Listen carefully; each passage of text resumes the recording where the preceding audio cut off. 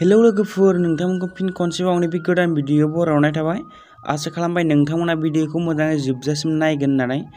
Actually लोगोफोर, नोंथांमोना title एबा थाम्बनेइलाव नायना मिथिखाबाय जानो हागौ आं मानि सायाव भिडिअ लाबोदों। स' लोगोफोर, आं दिनै मोनसे आबुं बर' सावथुननि सायाव आपडेट लाना फैदों दे लोगोफोर। स' लोगोफोर, नोंथांमोना नायनो इन्टारेस्टेड दंब्ला अननानै भिडिअखौ जोबजासिम नायलांबाय थाबानो जाबाय। एक्चुअली लोगोफोर, नोंथांमोना बेबायदिनो बर' सावथुन एलबाम आरो बर' सेलिब्रिटिस लाइफस्टाइलनि बागै आपडेट मोनबाय थानो थाखाय आंनि बे गोदान चेनेलखौ साबस्क्राइब खालामनानै लाबानो जाबाय आरो खाथियाव थानाय बेल आइकनखौबो अल प्रेस खालामनानै लाबानो जाबाय, जाहाथे आंनि गोदान भिडिअफोरा थाबै नोंसिनिसिम नटिफिकेसन मोनहैग्रोयो। एक्चुअली लोगोफोर, बे फैनाय बर'नि मोनसे आबुं बर' सावथुननि टाइटेलनि मुङानो जाहैबाय मैना। बे मैना आबुं बर' सावथुना दायो पार्ट बाय पार्ट रिलिज जागासिनो दं दे लोगोफोर। दायो 1निफ्राय लानानै पार्ट 5सिम रिलिज जाबाय लोगोफोर। दायो पार्ट 6आबो रिलिज जाबायमोन दे लोगोफोर। स' लोगोफोर, बे मैना पार्ट 6खौ माखासे टेकनिकेल इसुनि थाखाय बे पार्ट 6खौ दानफिननाय जाबाय दे लोगोफोर। स' लोगोफोर, नोंथांमोना गोबाङानो नायखादोंमोन जानो हागौ आरो गोबाङानो मिथिखादों। बे बर'नि मोनसे मैना आबुं बर' सावथुन पार्ट 6आबो फैगासिनो दं दे लोगोफोर।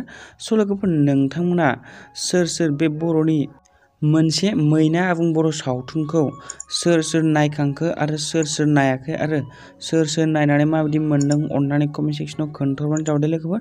स' लोगोफोर, भिडिअआथ' जोबोद मोजां जादों दे लोगोफोर। स' लोगोफोर, नोंथांमोना सोर दासिमबो नायाखै नोंथांमोना नायनानै खनसे हेफाजाब खालामना होबानो जाबाय दे लोगोफोर। स' लोगोफोर, नोंथांमोना सोर बे मैना आबुं बर' सावथुनखौ दासिमबो नायाखै, बे रिंसार ब्रह्म इउटुब चेनेलाव थांनानै नायनो हागोन दे लोगोफोर। आरो नोंथांमोना आंनि चेनेलनि गेजेरजोंबो नायनो हागोन दे लोगोफोर। आं लिंकखौ डिसक्रिपसनाव होनानै दोनदों। स' लोगोफोर, बे फैनाय बर'नि मोनसे मैना आबुं बर' सावथुनाव बर'नि गोबां मुंदांखा आर्टिस्टफोरा बाहागो लादों दे लोगोफोर।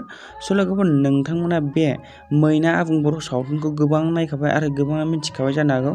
थेवब्लाबो आं बे बर'नि मोनसे मैना आबुं बर' सावथुनाव सोर बर'नि मुंदांखा आर्टिस्टफोरा बाहागो लादों बेनि बागै एसे खोन्थाबावदिनि। एक्चुअली लोगोफोर, बे फैनाय बर'नि मोनसे मैना आबुं बर' सावथुनाव बर'नि गोबां मुंदांखा आर्टिस्टफोरा बाहागो लादों दे लोगोफोर। स' लोगोफोर, बिथांमोननि आर्टिस्टफोरनि मुंफोरानो जाबाय मेन रलाव दङ सुरजित देउरि, मनालिसा हाज'वारि, अनसु, रिंकु मुरनि, बिरसिं दांखोलोदो आरो बर'नि गोबां मुंदांखा आर्टिस्टफोरानो बे बर'नि मोनसे मैना आबुं बर' सावथुनाव बाहागो लादों दे लोगोफोर। स' लोगोफोर, नोंथांमोना खनसे बे रिंसार ब्रह्म इउटुब चेनेलाव थांनानै नायाखैब्ला खनसे नायनानै हेफाजाब खालामना होबानो जाबाय दे लोगोफोर, जाहाथे बिथांमोना बेबायदिनो मोजां आबुं बर' सावथुन मोजां आबुं मिउजिक भिडिअ लाबाय थानो हायो। एक्चुअली लोगोफोर, बिदिब्ला दिनैनि भिडिअ बेखिनियानोसै। स' लोगोफोर, नोंथांमोना आंनि बे गोदान भिडिअखौ नायनानै मोजां मोनदोंब्ला अननानै लाइक, कमेन्ट, शेयार, साबस्क्राइब खालामना होबानो जाबाय दे लोगोफोर, जाहाथे आंबो बेबायदिनो बर' सेलिब्रिटिस लाइफस्टाइलनि बागै मोजां आपडेट लाबाय थानो हायो। स' लोगोफोर, बिदिब्ला दिनैनि भिडिअ बेखिनियानोसै। थेंक इउ फर वाचिं, भिडिअखौ जोबजासिम नायनायनि थाखाय।